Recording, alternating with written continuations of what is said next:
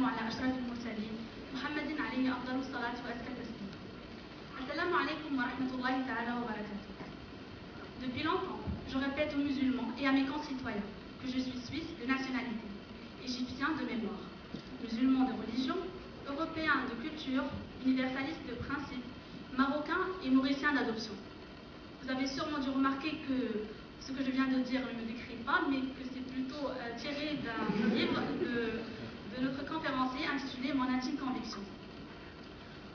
Notre conférencier a en effet été nommé l'un des 7 innovateurs religieux du XXIe siècle par le Time Magazine.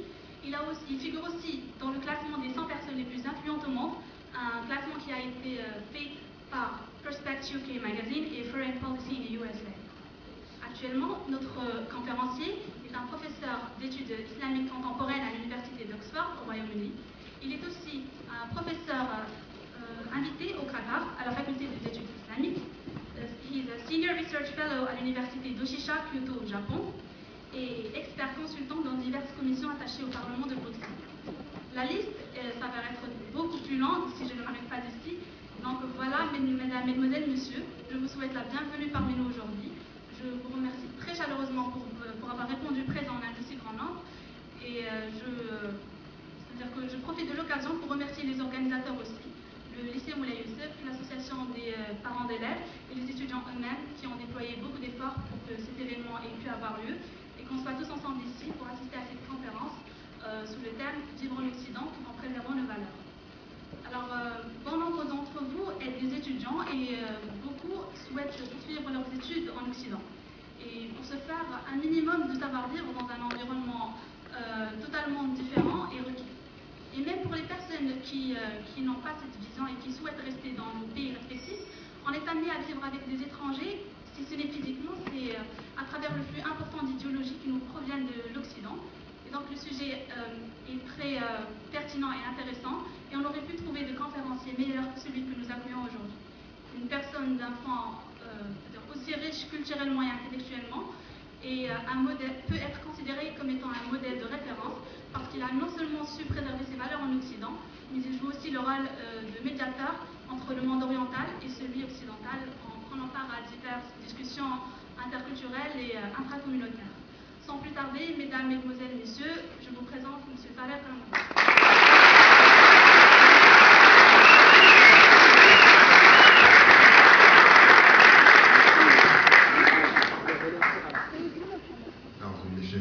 بسم الله الرحمن الرحيم والصلاة والسلام على أشرف المرسلين سيدنا محمد وعلى آله وصحبه أجمعين. السلام عليكم ورحمة الله وبركاته. Je suis impressionné par l'entrée en matière, le contenu et la façon. Merci beaucoup. Barakallahu fikum jami'an. Et puis j'aimerais remercier bien entendu le lycée Moulay Youssef de cette invitation. Beaucoup remercier au premier chef les étudiants qui ont été véritablement les chevilles ouvrières de cette rencontre, parce que ça vient finalement d'une initiative d'élèves et de personnes qui étaient impliquées, qui ont informellement d'abord, puis ça s'est officialisé, puisque la chance faisait que, alhamdoulilah, je me trouvais à Rabat aujourd'hui pour d'autres conférences et on a pu inscrire celle-ci dans la matinée. Et pour moi, c'est vraiment aussi très important de pouvoir rencontrer ceux qui terminent le lycée, ceux qui sont entre le lycée et l'université, comme les étudiants également parmi vous. Alors, je sais que vous avez des âges qui vont de cette période-là, en fait, qui est de 17 à 21 ou 22 ans, sans compter ceux que je remercie également beaucoup, ce sont les parents, l'association des parents. On a d'ailleurs accueilli élèves et parents tout à l'heure avec les fleurs qui se doivent au Maroc et le cœur qui fait que je suis effectivement, et je le dis avec beaucoup de sincérité et d'amour, je suis marocain d'adoption. C'est un pays que j'ai adopté dans mon cœur depuis des années, puisque j'y viens toutes les années très régulièrement et très souvent, et que c'est un pays dont j'aime l'être et les personnes. Mais comme vous le savez, quand on aime, il faut avoir le courage de dire ce que l'on pense à ceux que l'on aime.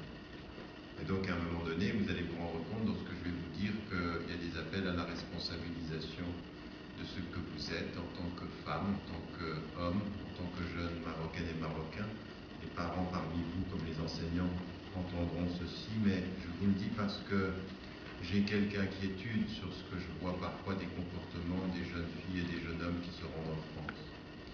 Ils sont allés chercher le savoir, ils ont fini sans beaucoup de savoir, mais avec beaucoup de désillusions et dans beaucoup de chemins de traverse. Perdu la ligne, perdu le sens des choses. C'est de ça dont j'aimerais parler aussi, parce que ça c'est aussi déterminant. Vous savez, un être de savoir n'est pas simplement digne par ce qu'il sait, mais digne par ce qu'il fait de ce qu'il sait, de ce que fait de lui ce qu'il sait. Et ça c'est déterminant. Vous m'avez suivi là?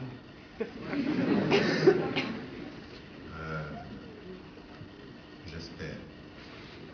Donc un grand merci encore une fois et laissez-moi simplement entrer dans le sujet, qui est un sujet qui vous concerne si vous allez partir en Occident, que ce soit en Europe ou que ce soit ailleurs, puisque maintenant la migration marocaine elle est très très importante, on le sait en France, elle est très importante en Belgique, elle est très importante et de plus importante au Canada et dans d'autres pays européens, elle l'est en Hollande, où j'ai pu travailler également. Et donc, c'est si vous partez, mais pas seulement, parce que l'Occident, il n'est pas simplement en Occident. L'Occident, il est à Rabat, l'Occident, il est à Casa, l'Occident, il est au Maroc. Vous regardez, si vous êtes aussi nombreux à me connaître, c'est pas par la télévision marocaine.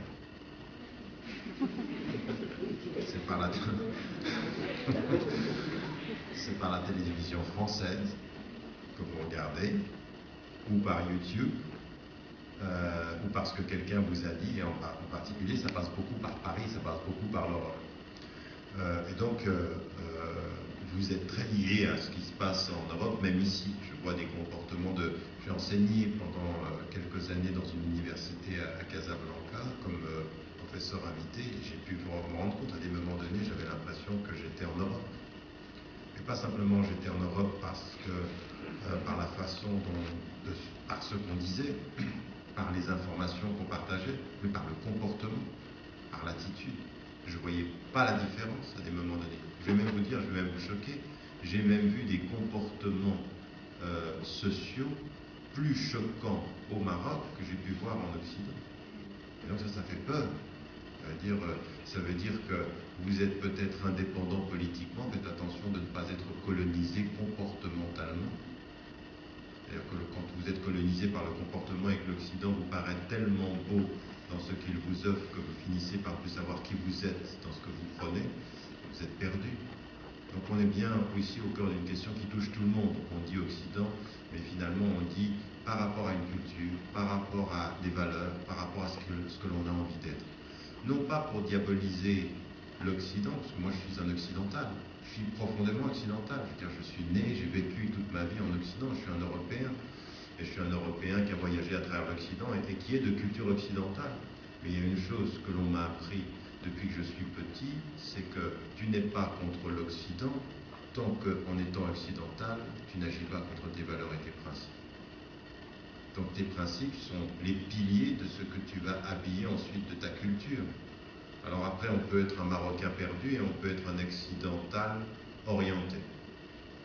La culture ne dit pas si vous êtes perdu, c'est ce que vous faites de cette culture qui va être déterminée. Et donc j'aimerais commencer par cela. L'élément d'introduction, il est celui-ci. Il est que maintenant vous êtes en train de faire des études, et pour la majorité d'entre vous dans cette salle, vous êtes en train de faire des études qui vont vous amener à devoir faire des choix, soit de rester ici, soit de partir. Et quand vous êtes devant ce choix-là, de rester pour vous former ou de partir, il y a une question qui est déterminante, c'est qui avez-vous envie d'être? Au bout du compte, qu'est-ce que vous avez envie de faire de votre vie? Et pourquoi partez-vous et pourquoi restez-vous?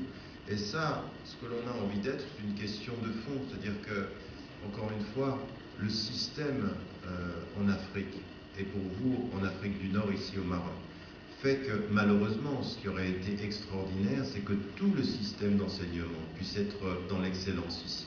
C'est-à-dire que vous terminiez vos études, que vous ayez tout ici, que vous restiez ici en matière de formation intellectuelle comme d'intégration sociale. Il se trouve qu'aujourd'hui, il y a une réalité, c'est que quand dans les systèmes du Sud, le système marocain, on arrive à des limites et parfois il faut aller ailleurs pour pouvoir aller chercher la meilleure des formations qui nous permettra et ça c'est une chose qui est extrêmement intéressante avec la migration marocaine, je le répétais hier à des chefs d'entreprise, vous êtes le deuxième pays majoritairement musulman dans lequel les jeunes comme vous qui sont partis se former reviennent au pays. Le premier pays dans lequel les jeunes reviennent, c'est la Turquie. La Turquie, parce qu'ils sont en train de réussir économiquement, les jeunes reviennent. C'est-à-dire ils partent, ils se forment, Allemagne ou n'importe quel pays, ils sont majoritairement en Allemagne, puis ils reviennent. Les Marocains, aujourd'hui, parmi tous les pays d'Afrique du Nord, vous êtes le premier pays dans lequel la jeunesse, après s'être formée, revient.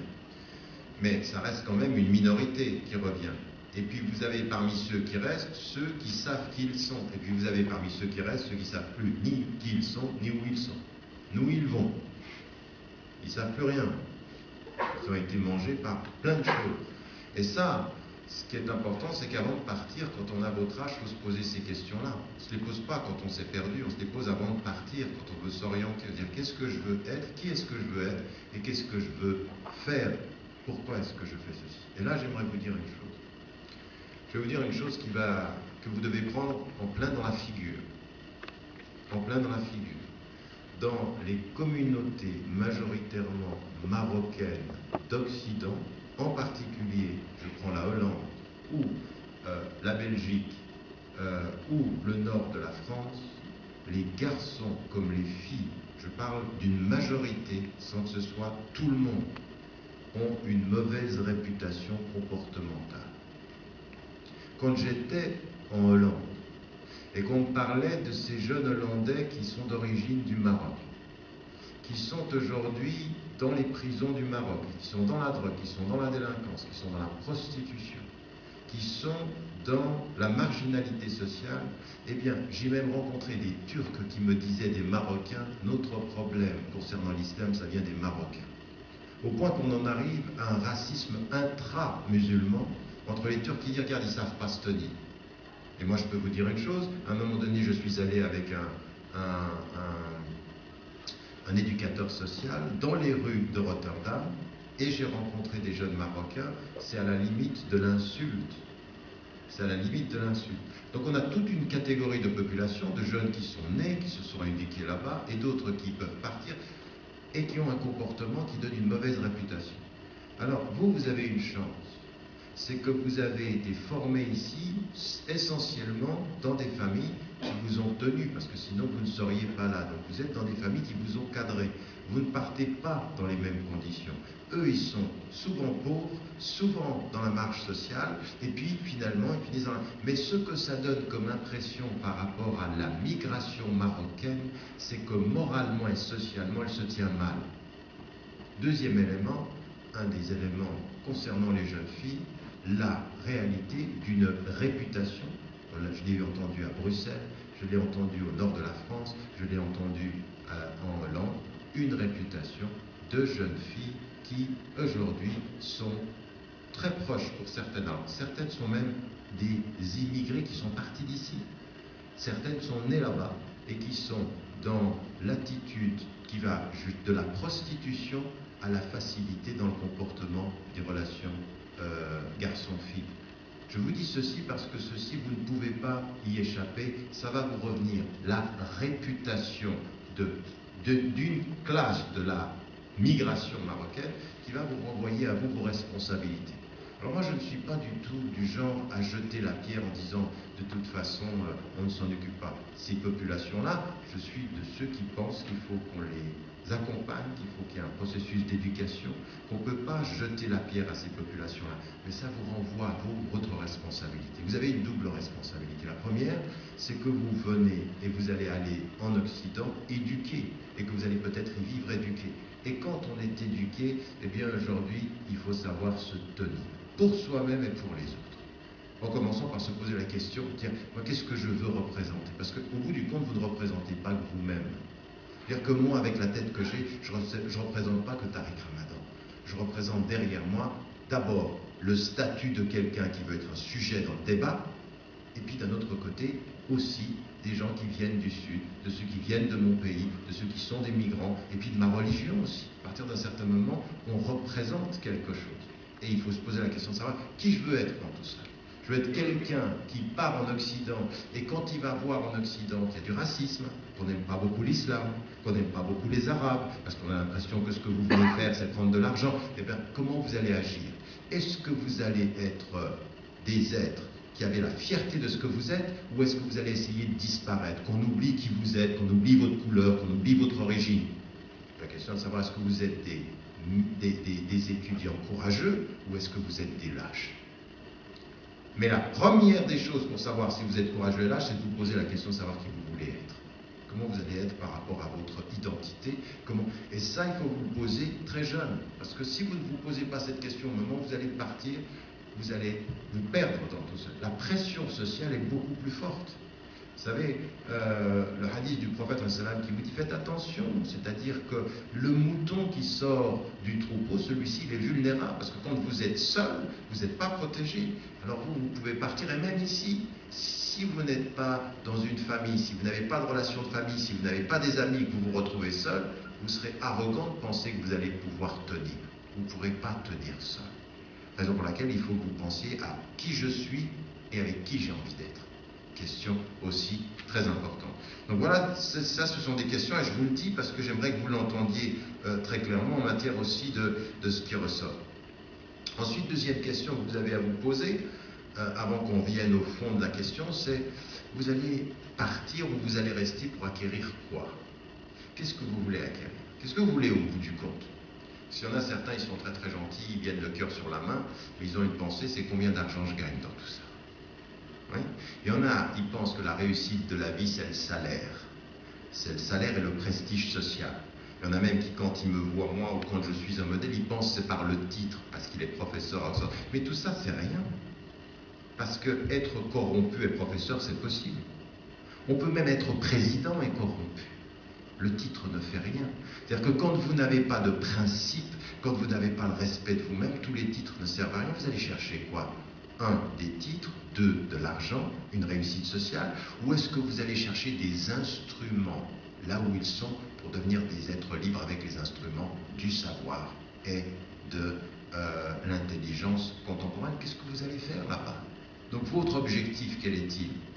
Il est d'acquérir de la connaissance, d'acquérir du savoir-faire pour être une femme, pour être un homme autonome, qui se respecte et qui sait ce qu'il veut faire de sa vie, ou simplement faire comme tous les autres. C'est une vraie question. Moi c'est très difficile pour moi même de penser. Je n'aurais pas eu envie, pour vous dire la vérité, d'être un papa au Maroc qui voit sa fille ou son fils. Les deux, hein, pour moi je ne fais pas de différence, mais sa fille et son fils, à 17 ans et 18 ans, dire tu vas là-bas et tu vas faire tes études. Mais pour moi ça aurait été douloureux ça, très douloureux, parce que c'est difficile, avec qui tu vas être, comment... Pour moi le sens de la famille c'est on reste ensemble et puis on va le plus loin ensemble, mais il se trouve que vos conditions elles sont parfois comme celle-ci.